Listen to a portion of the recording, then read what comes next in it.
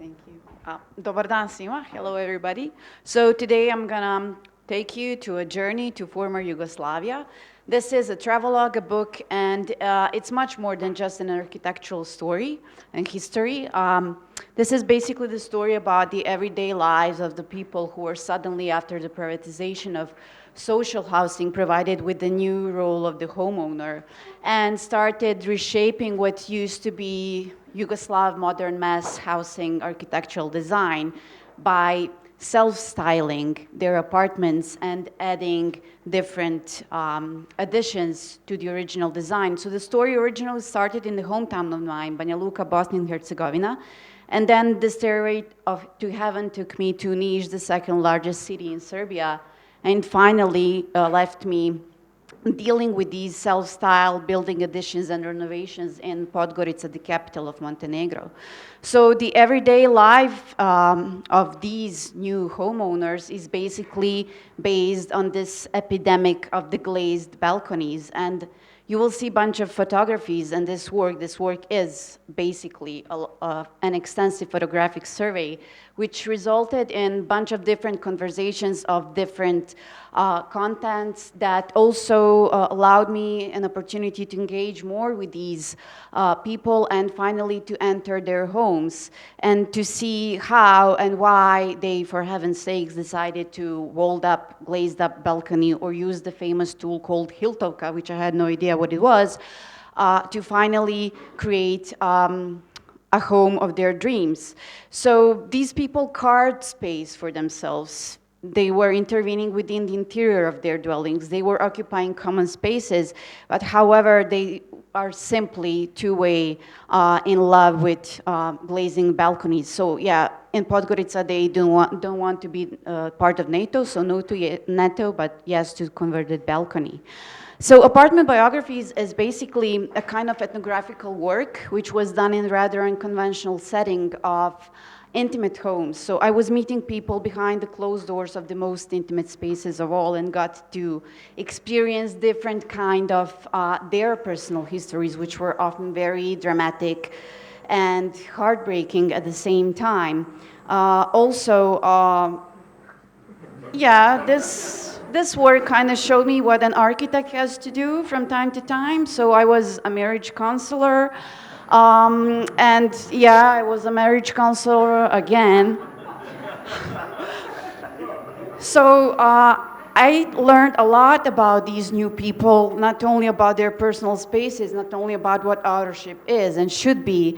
I also learned a lot about the fears these people feel, have and face. This is, for example, the case of family from Banja Luka, which glazed their balcony and converted it into an additional bedroom, and the really intimate confession of a mother of this child who was threatened by the ruling political party to vote for them during the parliament elections.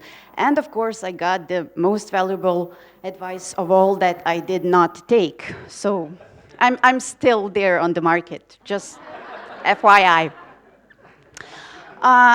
Painting this, what I call the new reality, the post-privatization reality, is also about the new ethics and morals. So now we have this new anarchy and the new perceptional law, because all of this these people did is completely illegal. Yes, there are laws, there are regulations, but these people do not respect it. They simply live their lives to the fullest. And their attitudes are quite conflicting. So you had this person would demolish everything because she knows this is illegal. This person, being a lawyer, we actually got in a fight that there was no such thing as a law that would stop anyone from converting a balcony. And this is when her 5-year-old looked at me and told me, Mommy is angry, you should really go home now. So I did that. Finally, I think this is my most favorite explanation of the phenomenon. Everybody else is doing it, so why can't we? So what this work is, actually, it is painting the landscape not only of the new architecture, this is all about the new sense of belonging.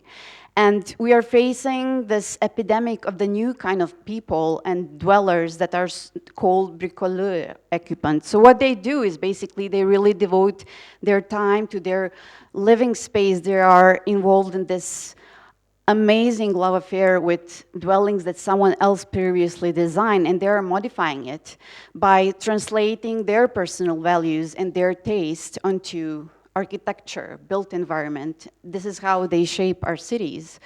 And we can discuss that, but I really believe that this is a whole new beauty of our cities emerging, and the beauty lies within the fact that finally these people are entitled to a freedom of living that they have never experienced before. They're finally able to live who they truly are, and this is what privatization paradoxically has provided them with. So this is also the story about the evolution of architecture, of our cities, of the built environment, of our societies, generally speaking. And the real question is, what kind of future is there in the horizon? Whether we speak about cities, about architecture, about built environment, I think also the crucial question here is, how do we educate the new generation of architects, how they should deal with this new kind of reality, and people who know what they want and they know how to get it. So what also emerged as part of my research is that we need a new set of tools, be it a new perspectives that would emerge from talking to these people, or simply by not being a mere architects, sometimes even marriage counselors, yes, but we should involve in an interdisciplinary debates and conversation with different experts. And what we need to work on is a new kind of empathy, basically the new vocabulary of architecture that would make us, paradoxically, yes, but that would make us the good co-hosts in our own designs, which will allow us to embrace the other who completely differs from what we believe the space should look like. And this is how we will allow people to live this home sweet home idea, but not only thinking about concrete, but also paying attention to the human clay as well, because dwelling and residing is no longer a matter of design and simply a built structure. It is a story of a life that is being lived. And this work is finally some kind of call for the new architectural history to be written and to be considered and reconsidered. Because our thinking about architecture should not stop the very moment the building is constructed. We should prolong this discussion into the everyday life patterns that occur in these forms of the occupied and spatial appropriations kind of structures, being the glazed balconies. And finally, I strongly believe that we are all architects of our own destiny, even if the good life comes in the form of the glazed balcony. So a cheeky slide to say thank you for your attention, and thank you for having me here. It's such an honor.